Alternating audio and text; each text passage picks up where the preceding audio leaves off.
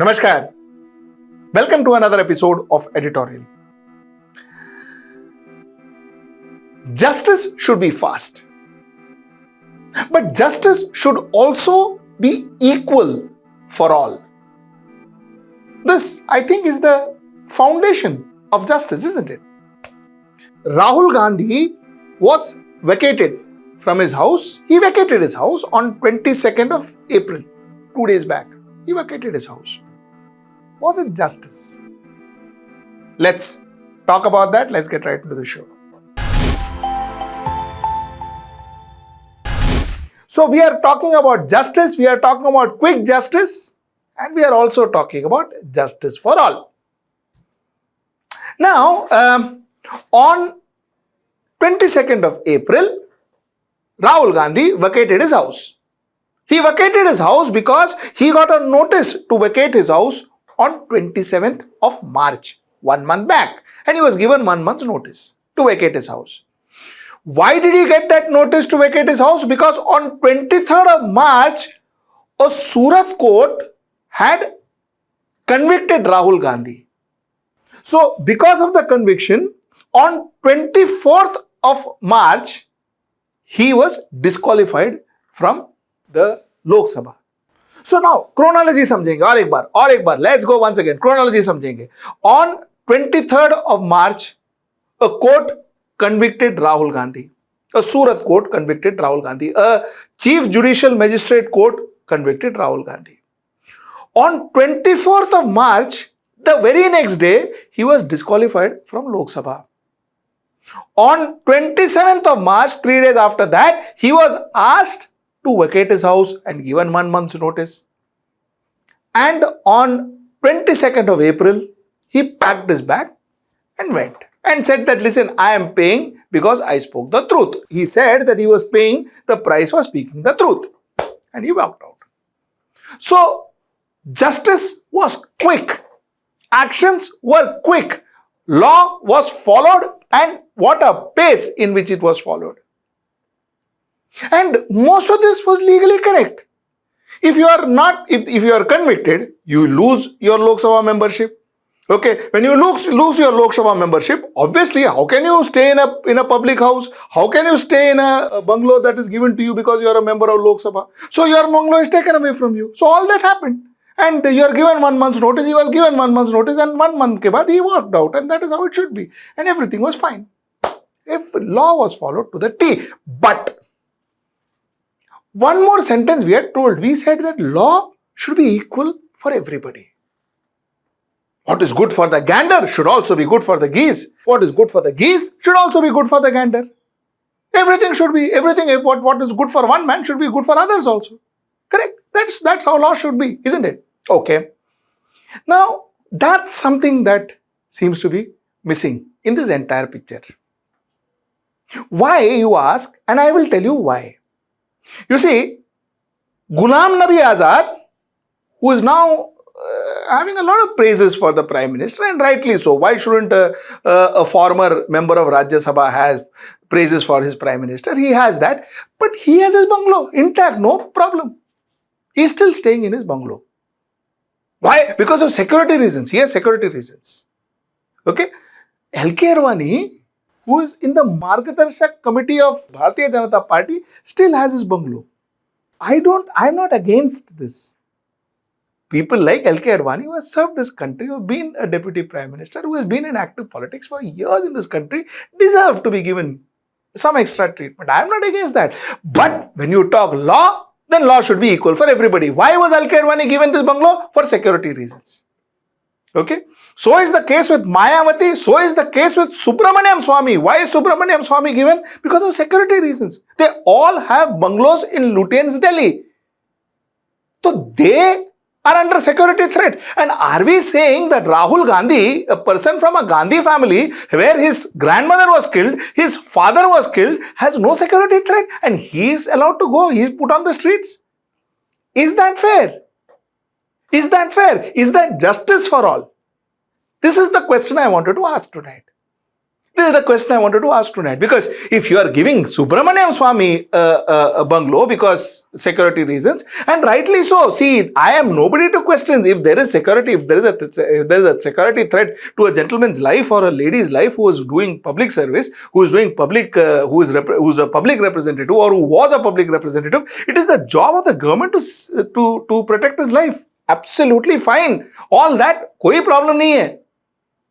I am not questioning that somebody is given. I am questioning why that same law was not applied to a person who possibly has the maximum threat to his life in this country. And that is Rahul Gandhi. So, he not being given, I think I found that a little strange. So, that's the point number one. Now, my story doesn't get over here. I'm going to take you through another story. The Supreme Court today, that is 25th of April, issued notice on the petition filed by top wrestlers seeking that the first information report being filed against Bharatiya Janata Party strongman, Member of Parliament and Wrestling Federation of India's President Brij Bhushan Sharan Singh over the serious allegation of sexual harassment, including that of a minor. Protesting wrestlers said that even though they had filed a police complaint in Connaught Place police station with details of 6 women and 1 minor girl accusing Singh of sexual misconduct, no FIR has been filed yet. Cops have been repeatedly instructed by courts to act quickly in cases where the Protection of Children and Sexual Offence, that is POSCO Act, can be invoked. There is no FIR filed yet according to the protesting wrestlers. Case kya tha? Sexual harassment, including sexual harassment of a minor. Now, I have to also tell you, the government of India has also taken cognizance to this, and I will tell you how. In January, the Union Sports Minister had informed the committee in the aftermath of an unprecedented protest by the country's most successful wrestlers, in which they alleged grave wrongdoings by the WFI and especially its chief Brij Bhushan Sharan Singh, wherein Singh was asked to step aside by the Union Sports Ministry. Vapas chronology samajhte hain. Let us again understand the chronology again. The protesters, the wrestlers, top Indian wrestlers, not some small team or not one few people, top Indian wrestlers, people who have won medals for India in international forums, they protested. They alleged that this person called Brij Bhushan Sharan Singh had sexually harassed girls, young girls, including a minor. There was sexual harassment allegations against this man. The government of India, Ministry of Sports said that, listen, keep him aside. You put him aside. So he was asked to step aside by the union government, which means the government took cognizance. I am not saying therefore the government said that he has committed it or he has not. That is not the government's job. It is the jury's job. It is the judge's job, not the government job. But the government took cognizance to it. But yet, April 23rd, 3 days back, 2 days back, the protesters are still protesting, saying that here the police, Connaught Place police, has not even taken an FIR against him. I'm not saying this. This allegation is made by the wrestlers. And today, the Supreme Court notice on the petition filed by top wrestlers seeking the first information report to be filed against the Bharatiya. Today, Supreme Court intervened and said, you better file the first information report. This is at one end happening. Delhi police is under the center. It is not with Kejriwal. It is with Bharatiya Janata Party government. And that government, that police under this particular government has not filed a FIR. This is what the protester says. And today, the Supreme Court said, you file. Now, let me take you to another case. Another case. Assam police serves notice to Indian Youth Congress, B.V. Srinivas. Why? Because there was an allegation against him by the Assam Indian Youth President Ankita Datta, who had accused Srinivas of criminal intimidation and harassment. A police team from Guwahati reached this man's residence in Bangalore to serve him the notice. Now, should this happen? I think kudos to Assam police. If there is an allegation of harassment, no matter what it is, the police has to investigate. The police has to take that as a priority. Harassment is something that should be taken very, very seriously, and especially from people who are sitting at a powerful chair. Perfect. But the reason I am talking about this today is because at one end, when there is a Indian Youth Congress leader who has been alleged of harassment, immediately police acts. Assam police goes to Bangalore, serves him a notice, and rightly so. I'm again saying rightly so. Investigation has to happen. Let the investigation say whether he is guilty or not guilty. Good.